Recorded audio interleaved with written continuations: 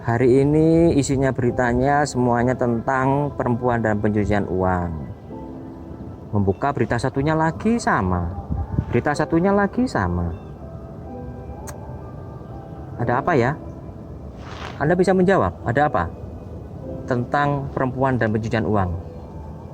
Kalau Anda tidak bisa, apalagi saya. Sama-sama bingung kan? Nah, daripada kita bingung bareng, nih, tahu nggak saya di mana? Saya di bawah ini, Gedung Grawiyata, di kampus Universitas 17 Agustus 1945 Surabaya. Saya akan bertemu dengan seseorang. Siapa? Nanti, jangan sekarang. Nanti kita akan bersama-sama dengan beliau ngobrol tentang perempuan dan pencucian uang. Oke? Ikuti saya, Yofi Mardika, di podcast Super Radio.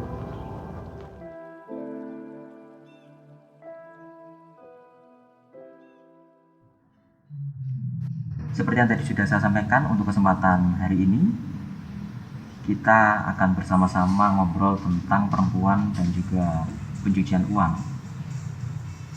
Saya tidak sendiri karena di podcast kali ini saya akan mengajak satu narasumber untuk berbincang, untuk berdiskusi tentang bagaimana perempuan dan pencucian uang itu. Saya akan langsung sapa siapa yang ada di sebelah saya. Mbak Wiwi, selamat siang.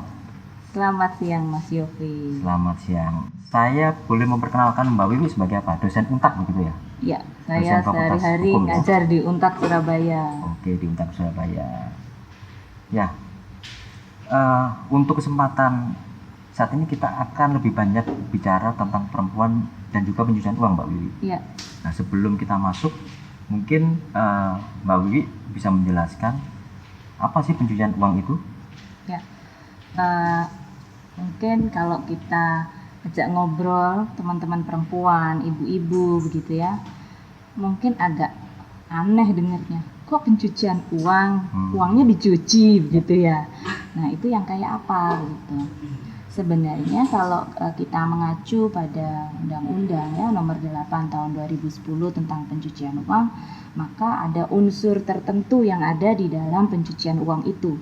Mulai dari upaya untuk mengambil, mengubah gitu ya bentuk harta gitu atau kuasa gitu ya terhadap satu harta, uang, dana gitu. Kemudian itu diubah bentuknya seakan-akan ini menjadi harta yang legal, harta yang sah. Ya, bisa itu ditanamkan sebagai saham atau kemudian dikirim ke luar negeri, ditabung di rekening luar negeri, atau mungkin dibelikan harta-harta lain sehingga ini uang atau dana hasil kejahatan nampak seperti dana yang legal, dana yang sah, uang yang sah. Makanya disebut pencucian uang. Jadi kayak uangnya dicuci dari yang kotor atau dirty money gitu ya, menjadi uang yang seakan-akan harta yang legal atau yang sah gitu. Ya. Itu pencucian uang. Nah, kalau kita berbicara tentang bagaimana motifnya, modusnya, itu seperti apa Mbak Wiwi, pencucian uang itu? Ya, kalau berbicara modusnya kita juga biasanya harus ngerti kejahatan asalnya. Nah, kejahatan asalnya di pencucian uang dari mana? Apa dari korupsi? Apa dari perdagangan orang? Apa dari bisnis prostitusi, narkotika, atau terorisme? Dan masih banyak lagi tentunya ya. Nah, kemudian modusnya bagaimana?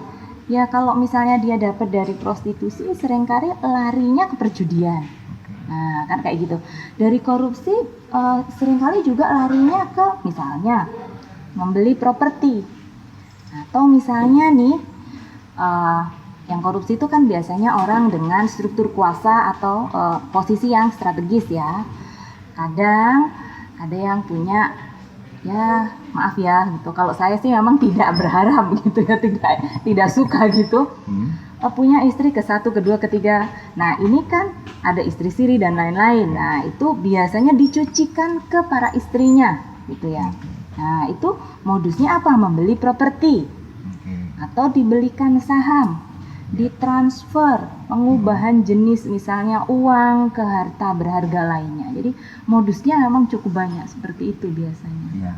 Setelah tadi kita berbicara tentang modus, kita sudah sedikit paham tentang apa itu pencucian uang. Nah, ada satu lagi pertanyaan Mbak Bibi, bahwa kalau bicara tentang proses modus, yang bisa saya tarik adalah bagaimana perempuan di situ. Iya. Nah, menghubungkan antara perempuan dan pencucian uang itu seperti apa?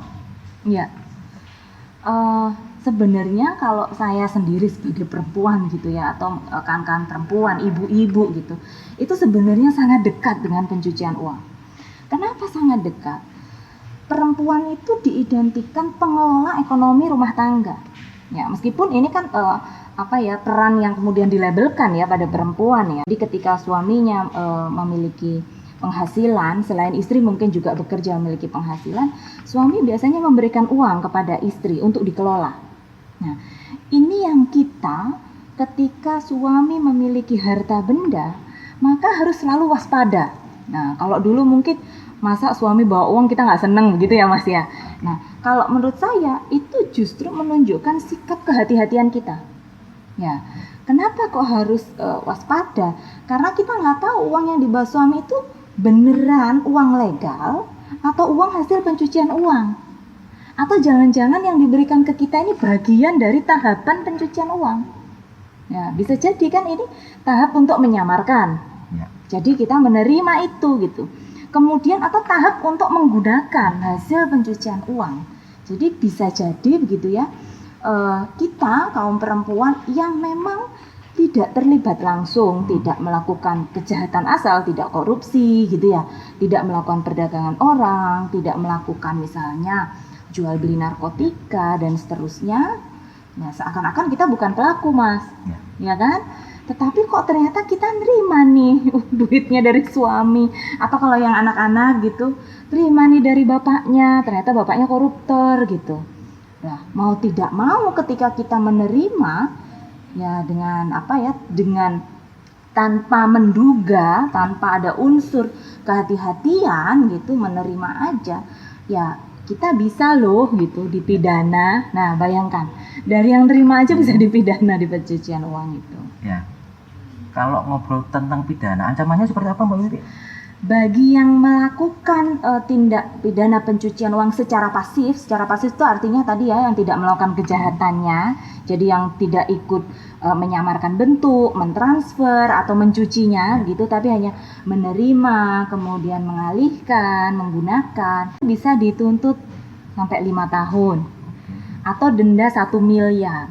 Nah, itu kan gede juga gitu ya. Bagi kita yang perempuan jadi harus benar-benar hati-hati. Ya, tadi sudah disampaikan ya bahwa siapapun harus hati-hati, termasuk laki-laki, perempuan, dari ancaman pidana meskipun itu bersifat pasif begitu. Nah, kalau kita bicara kembali tentang bagaimana cara menyampaikan itu kepada pasangan agar tidak tersinggung, Mbak. Nah, ya betul. Bagaimana itu? Jadi misalnya kita ke pasangan, terus pasangan Ma pinjem nama dong, ini papa ada rezeki mau beli rumah gitu ya. Kalau menurut saya yang paling harus kita tahu pertama kali adalah pekerjaan suami itu standar gajinya berapa. Ya. Kemudian apakah ada bisnis sampingan? Nah, kepo amat ini ibu gitu ya, emang harus begitu gitu, agar kita tahu harta asal ya.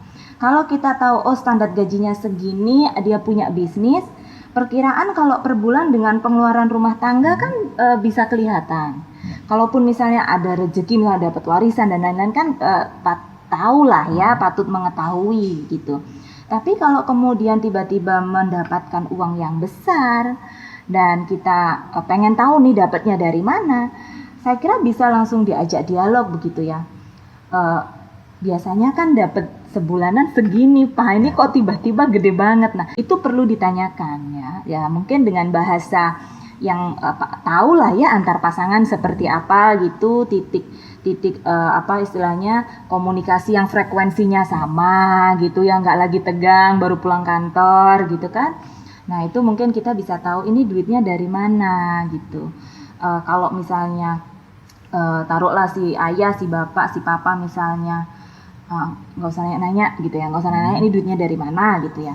Sebenarnya kita si perempuan, kalau dalam peraturan perundang-undangan gitu ya, ada istilah patut menduga. Nah, gitu ya. Jadi kita sebagai perempuan, nah ingat-ingat nih, ini kata kuncinya ya. Kita harus selalu patut menduga atau waspada lah istilah masyarakat sehari-hari. Waspada. Jadi kalau kemudian, wah ini kan enggak kayak biasanya gitu. Terus harus gimana? Boleh misalnya nanya ke teman kantor, habis ada acara apa menang apa, dan seterusnya gitu. Kalau enggak gimana? Harus lapor nggak sih sebagai istri gitu? Kalau saran saya, ketika kita menelusuri dan kita menduga bahwa ini bukan harta yang biasanya didapat, gitu ya, dan kita mengindikasikan ini kok kayak ada kejahatan dan seterusnya, bolehlah nanti kita lapor, gitu. Ya, tadi kita sudah banyak berbicara tentang modus, tentang bagaimana cara kita berkomunikasi dengan pasangan agar pasangan tidak tersinggung, begitu ya. Nah, ada satu lagi pertanyaan, Mbak Wiwi, tips menghindari pencucian uang bagaimana? Tips menghindari, kalau saya kita ini kan bekerja atau misalnya menerima hasil kerja begitu ya.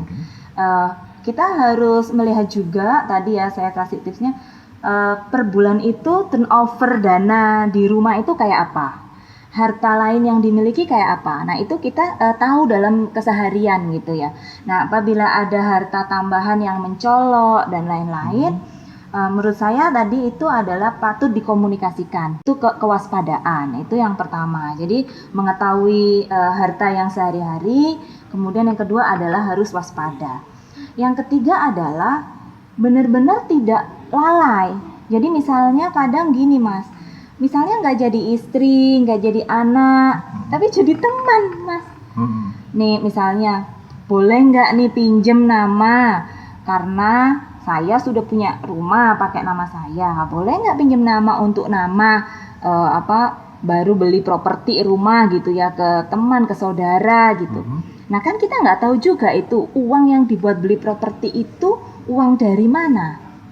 Nah jadi kalau kita membiarkan misalkan, oh ya boleh pinjam aja, kan cuman pinjam gitu, kan dia yang bayar, pajaknya dia yang bayar, yang nempatin juga dia gitu. Dan saya kenal baik misalnya. Nah menurut saya justru itu lalai. Jadi jangan biarkan kita masuk dalam pusaran itu. Ya jadi kalau memang itu bukan harta milik kita, tidak usah. Karena kan nanti ada kebebanan pajak ya.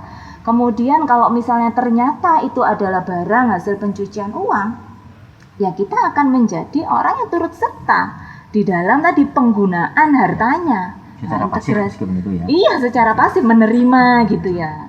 Apalagi kalau ikut menikmati.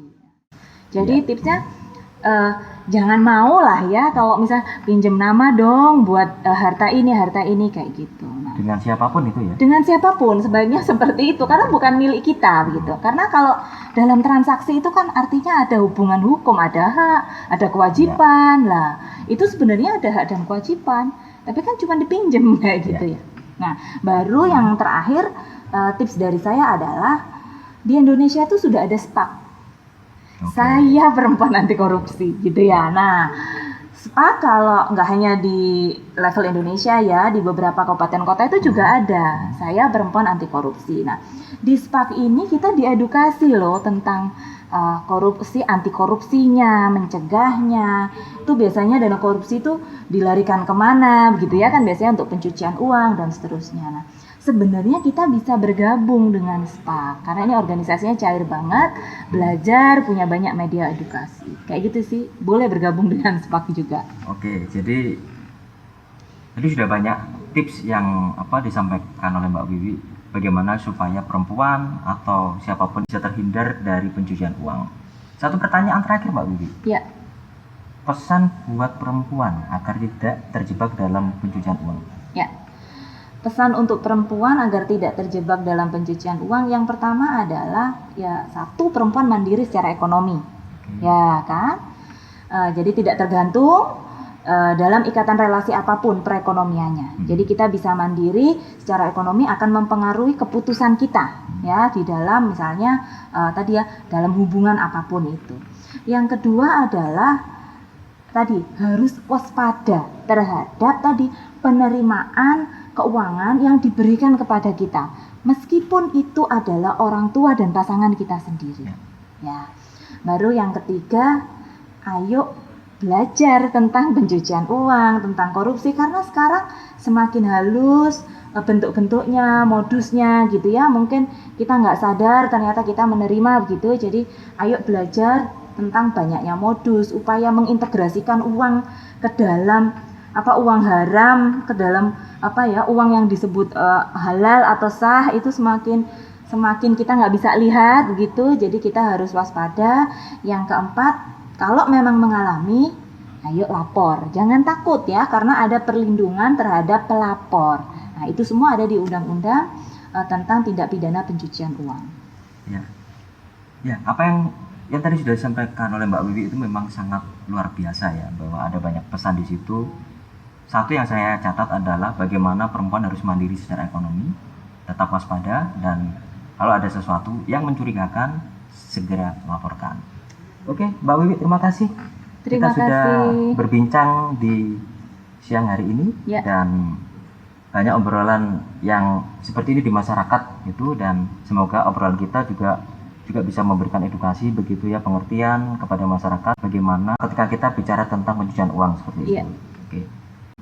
Sekian untuk edisi bagaimana perempuan dan pencucian uang di podcast Radio dalam kesempatan kali ini. Selamat siang, saya Yofi Mardika dan juga Mbak Wiwi Afifah pamit. Sampai jumpa.